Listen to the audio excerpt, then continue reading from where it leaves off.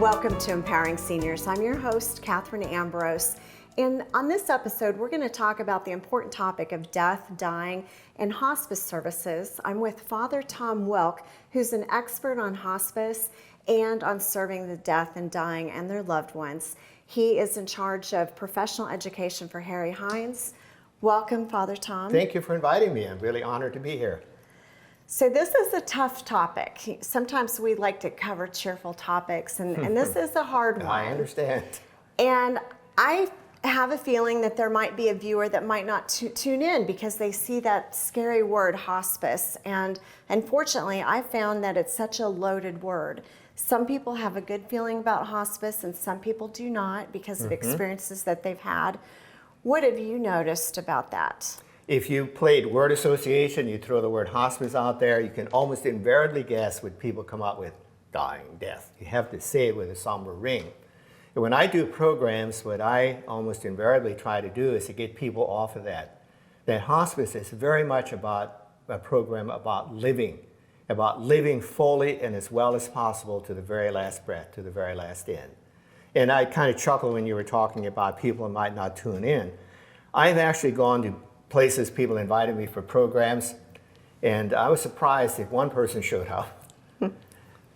Because people just don't want to. They think if you avoid it well enough, it'll just go away. There's a saying around you I have heard in terms of different groups, like the Scots think that death is always around the corner. The Canadians, they always feel, yeah, death is going to happen, it's imminent. But the Americans think it's optional. I hate this hell to brag news to anyone, but it's going to happen. But again, what I would like people to do is focus in, how do we live life well and fully, even to the very last breath, even when we're compromised by terminal illness. That's what I hope people get across. And I hope we can get that across in this program. And compromised by terminal illness. And really wrapping your mind around what that might mean in every individual circumstance. I know one of the more recent deaths in my family, it was very hard for the family to come to terms that death was imminent. And we missed out on an incredible opportunity because we could have had hospice care at home.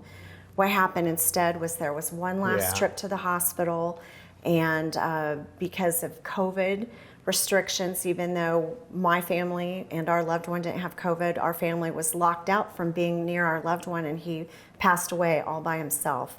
They would only allow one person in for 2 hours a day, whereas if we would have had hospice at home, the family would have been in charge and we could have all been around him. Yeah, there's quite a number of things you had on that what I call question statement almost, that way too many times families just almost to the very last day they call. Versus, as you put it so well, if they called sooner, the support would have been given, they could have had fuller interactions with their loved one, and really made it a better experience all the way around. You gotta think, well, how can death be a better experience? Well, it can be a better experience because we've given the support that they can live fully to the very last breath.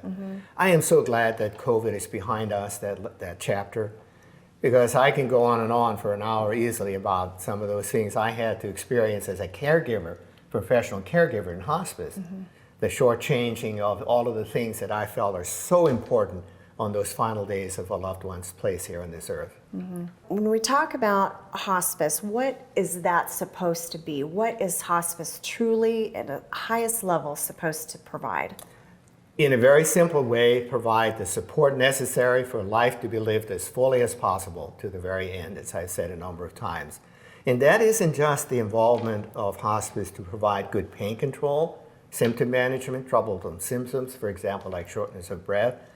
But I think even more importantly, we are not defined just by our physical functioning. We are much more importantly defined by what I call our psychosocial spiritual functioning. Meaning that hospice isn't just then for the individual that's on a list somewhere, but also for those loved ones, for family members. And truth be known, I think, especially in our program at Harry Hines, we probably spend more time with family members than we do actually with the patient. And I know the clinical people will say, oh, I don't know if Tom's right on this one. But I think when it gets right down to it, if it's not even defined as easy or difficult, but black and white, is doing what's necessary for pain control and symptom management. And our nurses and our doctors are experts at that. There's no reason why someone should die in uncontrolled physical pain. But say, for example, you're the hospice program, I'm your patient, and you really are classical in terms of your pain control and symptom management, but you ignore my psychosocial spiritual functioning. Mm-hmm. If you only do the physical part, you're only touching the tip of the iceberg. Because suffering, that's the deeper dimension, can really do a number. And suffering comes especially from the psychosocial spiritual. Mm-hmm. Pain can be an ingredient of suffering, but it's by far not the biggest ingredient.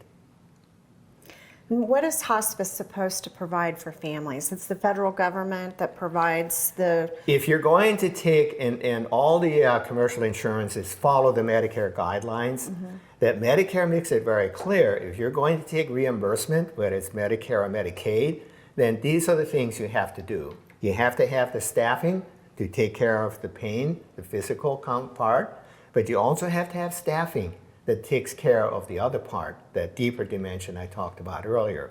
And so a certified hospice program gets so much reimbursement each day depending on the level of care. And then you have to chart and document pretty clearly that you are providing all of those ingredients to make sure the patient and family is taken care of. Mm-hmm. And then how long is hospice to follow up with the family after? And the guidelines also say you have to provide some bereavement support for 18 months after the patient dies. Mm-hmm. And again, you can have an outline on paper, but to really follow it through, because Medicare doesn't provide any reimbursement once the patient dies. Mm-hmm. Medicare feels that you should have really had enough money from the time you had the patient under care to be able to fund your bereavement program. Mm-hmm. What does bereavement look like, or what should bereavement look like if people are interested in that? We try to tailor it specifically to the situation, to the need. Some situations are such that there's not a whole lot needed. Say, for example, when my grandmother died, there wasn't a whole lot that people had to pick up and move on with. But you have a mother who dies at 35 with young children, that may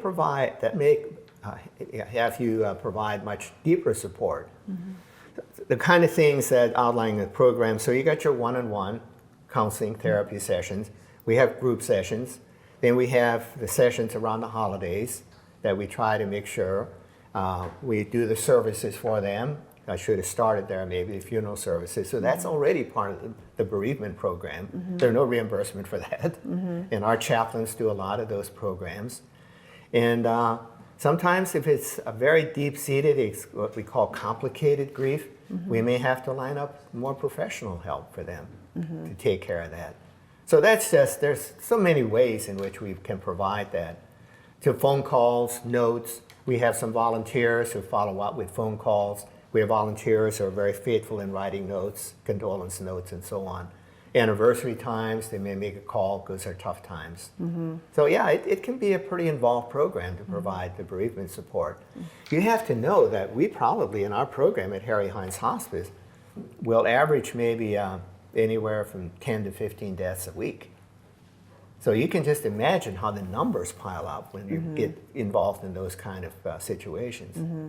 So one thing to remember about hospice is it's not just for you if you're the patient, but it's for your maybe your spouse or your children, people that you might be leaving behind. It's really to help them through the whole process. You're exactly right. So it's comfort care really for everyone. Mm-hmm. And then another comfort care type thing we hear about is palliative care. What is the difference between palliative care and hospice care? Yeah, it's not easy to give a nice, simple black and white definition, but let me try to be as simple and quick as possible. When we take someone under care, the reimbursement people tell us they no longer will be pursuing curative treatment. Mm-hmm. They're only going to pursue comfort care, as you put it. But some people need also comfort care even as they're pursuing aggressive curative treatment. So we have actually in our program at Harry Hines Hospice what we call bridges.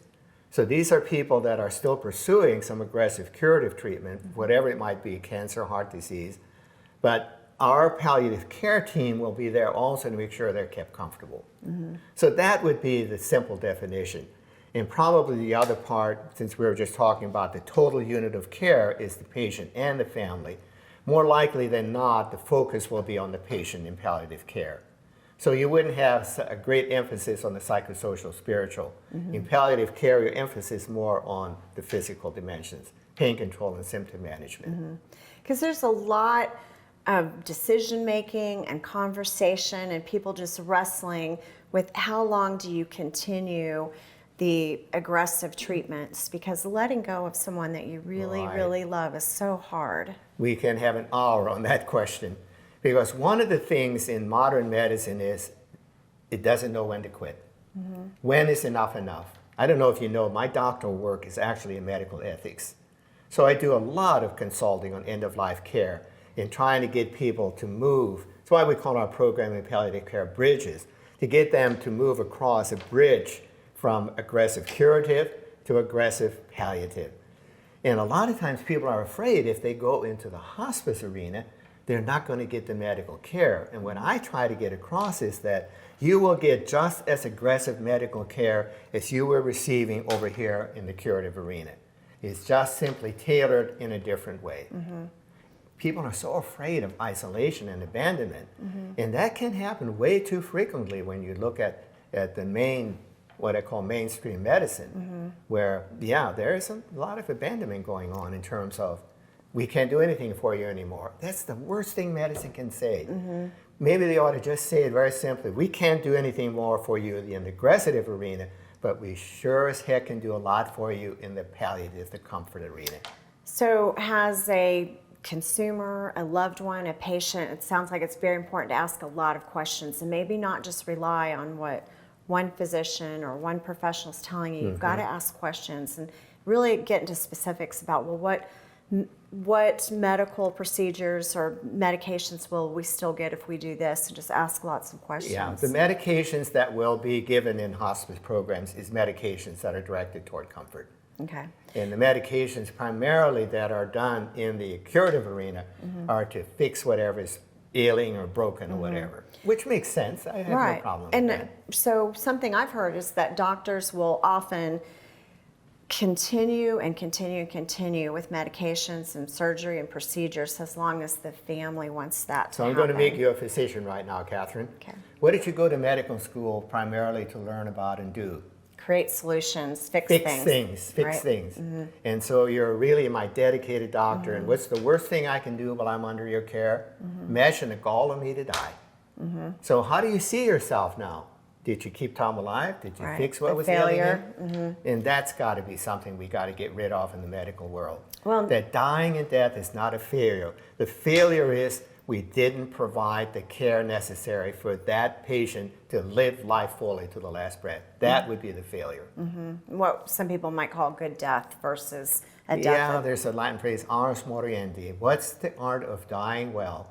And I always reframe that a little bit. What's the art of living well until the very moment of death? That's the challenge. I shared with you one experience in my family because I think sometimes stories help people. My father died in a Chicago hospital way before I got started in the senior education arena. And we were told that the hospital could provide hospice services at the bed he was at. He could go up to the hospice floor, or they could just do hospice there. Well, a few years later, I was in a training about hospice, and I just started bawling because I realized that we didn't receive any kind of hospice. What happened was someone came in and disconnected his oxygen, walked out, left me all by myself with him. It was absolutely horrific. That's cruel. It really was cruel. And there was no bereavement care. There was absolutely nothing. They were going to continue to provide care up until the point we asked about hospice, and then it was just rip off the oxygen. It really was awful. Now I have an understanding what hospice is supposed to be, and so I would say to viewers, ask questions. My first experience with hospice was many years ago, and I had a good feeling about hospice because Harry Hines took care of my grandfather, probably not very long after you started. And he had a very peaceful transition, and it was so good for the family because we were all around our grandpa who we loved so much. And that was so, so important for your grandpa. He knew you were there. Yeah. That brought him a lot of peace. What I have found over the years, and we're into our 40th year of providing service in this area, is that when you get right down to it, it's the family sometimes that benefits even more than the patient that's on our list that's now needing the care. It was a great benefit. And my grandfather, up till the end, he was saying things like, make sure the boys have a key to get into the shed so they could get their bikes. You know, he's still trying to take care of the grandkids. The concern is for you as loved ones. He wanted to make sure you were taken care of. And what I do with a lot of families is sometimes we have a patient that you wonder, how can they hang on, physically speaking? And you start working with them, and almost invariably it's concern for loved ones. So it's an unfinished business. I give you one quick story about it. I walked into this room, and the first thing out of this patient's mouth was, thank God for cancer. You know, I hope I didn't give an expression like you almost did there, but I'm sure there was something on my brow, and I know enough not to react in terms of, what the hell are you talking? Pardon my language here. But when I started listening to her, why do you think she said, thank God for cancer? You look at how death may occur. It can be like, here I am functioning really well, I get into an accident, or I have a heart attack, I'm gone. Versus if I get told by my doctor, Tom, this is why you're not feeling well, we can't treat this cancer, I get this moment here where now hospice gets, now it's going to be a slope. I have time. This woman was saying, I've got a lot of unfinished business to take care of, especially with family, with loved ones. And so myself and the social worker worked with her. We got the people in she identified. We acted as mediators. And you can pretty well guess, when she had done her work with the very last one, what happened in short order? Death took place. She died. She was waiting to have all that taken care of. It was a gift and a blessing, not just for her to have a peaceful death, but what about those people she reconciled with in terms of her loved ones, that circle? Yeah. That's where I think we need to really focus our attention in terms of, what are we doing for that loved one? I'll share a personal story if I can. So I get a call from my sister. I'm from North Dakota, and she was just emotionally distraught. One of her grandchildren, I'll give his name, Ryan, and he got diagnosed with a very aggressive brain tumor. So, make a long story short, they went to Mayo's, and finally they said enough was enough, and they got hospice involved in Bismarck, North Dakota. And I went up there, it was the summer, and visited with him, the grandson, my grandnephew, I should say, my sister's grandson. And we got to talking, and I learned already in my work down here, there's a lot of things that are not shared. There's a mutual conspiracy of protection going on, Katherine. Patient wants to protect family, family wants to protect patient because it's way too difficult. So you get them together and they got that conspiracy going. So I visited with him alone, and he said, Father, Uncle Tom, I'm ready to go home to Jesus. He's a very young man, you know, before 10, but wisdom way beyond his years. But I could tell there was something going on. I could see the pain in his eyes. And he says, I am so sorry about all the pain I'm causing Mom and Dad. So then he says, Father, Uncle Tom, would you take care of them? And yeah, you know, it's up in Bismarck. I needed to be back in Wichita. But I went out and I told my niece and nephew-in-law and my sister, you're going to have to tell him that you're going to be okay. You're going to have to give him permission to die. And so they did, and he did not live much longer after that. He was at peace. Mom and Dad were going to be okay. They were going to be taken care of. Uncle Tom's going to help too. But I knew that that program had a bereavement services going on up there. And so I felt more and more comfortable about having now done what I needed to do. But it was tough on me, I'll tell you that honestly. To this day, my niece will tell me that's the hardest thing she ever had to do. But she also saw that it was something that simply had to be done for Ryan's sake, so he could die in peace. And I think having him there with the hospice services also enabled them to heal from that loss. Beautiful young man. I mean, to this day, you know, it's still hard in a lot of ways. And a blessing there, because when young people are taken by a car accident and there's no goodbye. There is no time. And it's the same thing you said earlier. We get calls way too late in the process. And I don't know how many families have told me, we wish we had called you earlier. We wish we had called you earlier. Because it goes back to my point we started with. They could have lived the time that was there much more fully than they did by waiting way too long. And instead of emergency trips back and forth to the hospital and all kinds of chaos and trauma. That's all part and parcel of the aggressive curative. Yeah, you're right on target. So let's switch gears a little bit and talk about something that's kind of tough, and that You got the tougher job here. I can just talk. You have to know what to ask for. You made me tear up a little bit too. So sometimes, maybe in a Dear Abby article or just different places, you'll see people comment that we can euthanize pets. Why can't we euthanize ourselves? Let me start this way. In terms of where the hospice philosophy comes in our program very, very clearly, we don't do all kind of things simply to prolong the dying process, nor do we do interventions to hasten the dying process. So we are there to provide the support necessary, no matter what the illness is, so they can live as fully as is possible, considering the challenging circumstances. We often couch what you just asked in terms of, we want to make sure that there's death with dignity. I'm not too sure I know what that means. There's kind of an old joke about, it's a good thing Sam died with dignity because he lived with so little of it. How can we put dignity into living? That's the issue. That's the question, I think.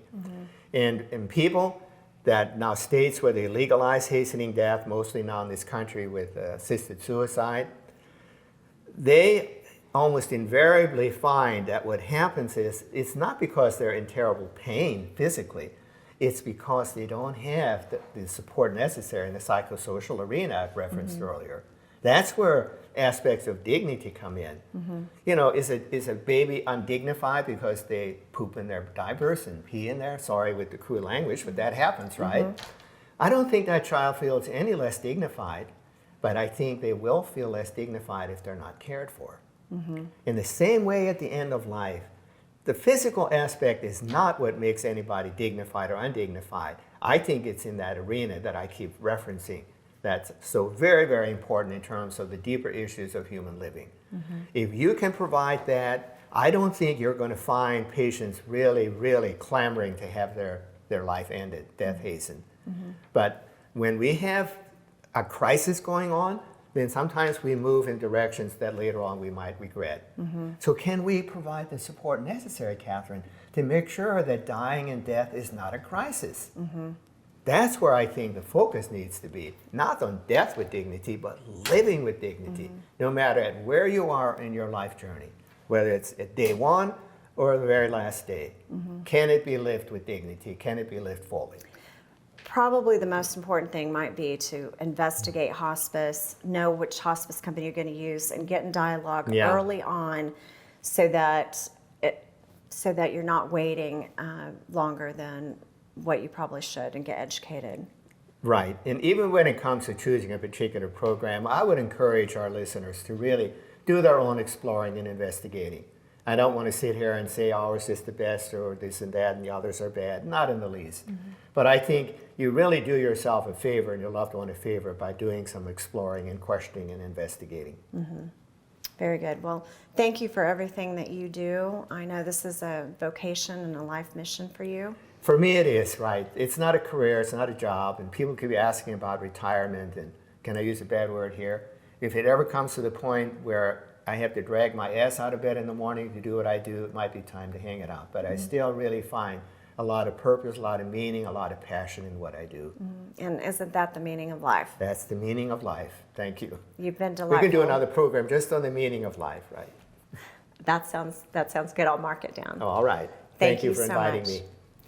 And thank you for watching. If you have questions about this topic or any of the topics that we cover, please reach out to us at empoweringseniors@kpts.org or call 316-686-4500.